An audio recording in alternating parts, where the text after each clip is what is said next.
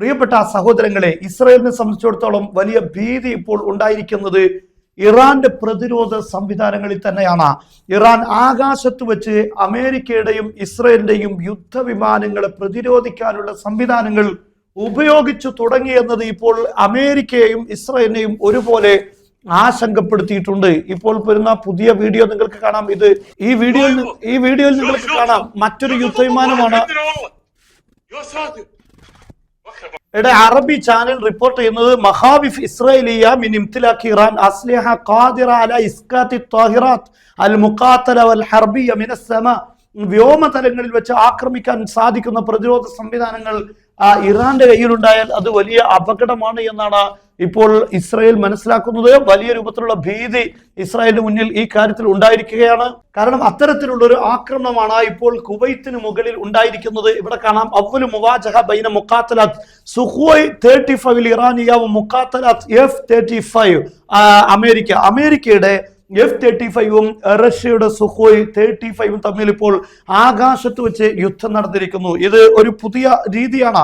വലിയ ശക്തികൾ തമ്മിലുണ്ടാകുന്ന യുദ്ധത്തിലാണ് ആകാശ യുദ്ധങ്ങൾ സാധാരണ ഉണ്ടാവുക, അല്ലെങ്കിൽ തുല്യമായ ശക്തികളാകുമ്പോൾ. എന്നാൽ ഇപ്പോൾ അമേരിക്കയെയും ഇസ്രായേലിനെയും ഒരുപോലെ ഭീതിയിലായിത്തിരിക്കുന്നത് ഇറാൻ റഷ്യയുടെ ഏറ്റവും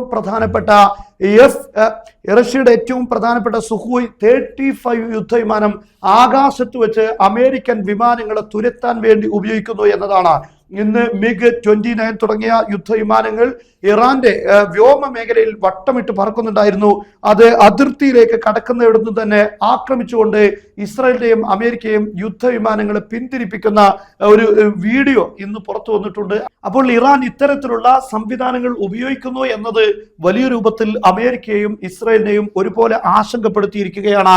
നമുക്കറിയാം, ഈ യുദ്ധം തുടങ്ങുന്നതിന്റെ അതായത് ജൂൺ മാസത്തിൽ നടന്ന ഇസ്രായേൽ അതുപോലെ ഇറാൻ യുദ്ധത്തിന് ശേഷം റഷ്യ ഇറാന് നൽകിയിട്ടുള്ള യുദ്ധവിമാനങ്ങളാണ് സുഖോയ് 35 എന്നറിയപ്പെടുന്നത്. ഇത് അമേരിക്കയുടെ F-16 യുദ്ധവിമാനങ്ങളോട് അല്ലെങ്കിൽ അതിലേറെ ഒന്നുകൂടെ അപ്ഡേറ്റഡ് ആയിട്ടുള്ള ഒരു സംവിധാനമാണ്. എൻ്റെ ഓർമ്മ ശരിയാണെങ്കിൽ 4ാം തലമുറ അല്ലെങ്കിൽ 4.5 ജനറേഷനാണ് സുഖോയ് 35 എന്നാണ് മനസ്സിലാക്കുന്നത്.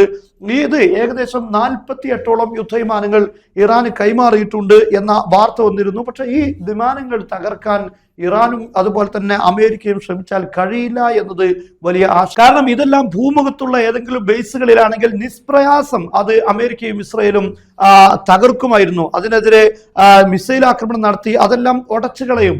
പക്ഷെ ഇറാന്റെ യുദ്ധവിമാനങ്ങൾ ഭൂമുഖത്തല്ല, അതെല്ലാം ഭൂമിക്ക് അടിയിലാണ് എന്നതാണ് അമേരിക്കയെയും ഇസ്രായേലിനെയും വലിയ രൂപത്തിൽ പ്രതിസന്ധിയിലാക്കുന്നത്. പക്ഷെ ഈ യുദ്ധം ഇങ്ങനെ മുന്നോട്ട് പോയാൽ ഇവിടെ റഷ്യയുടെ ആയുധങ്ങൾ ഇവിടെ പരീക്ഷിക്കപ്പെടുകയാണ്, അമേരിക്കൻ ആയുധത്തിന് മുന്നിൽ പരീക്ഷിക്കപ്പെടുകയാണ്.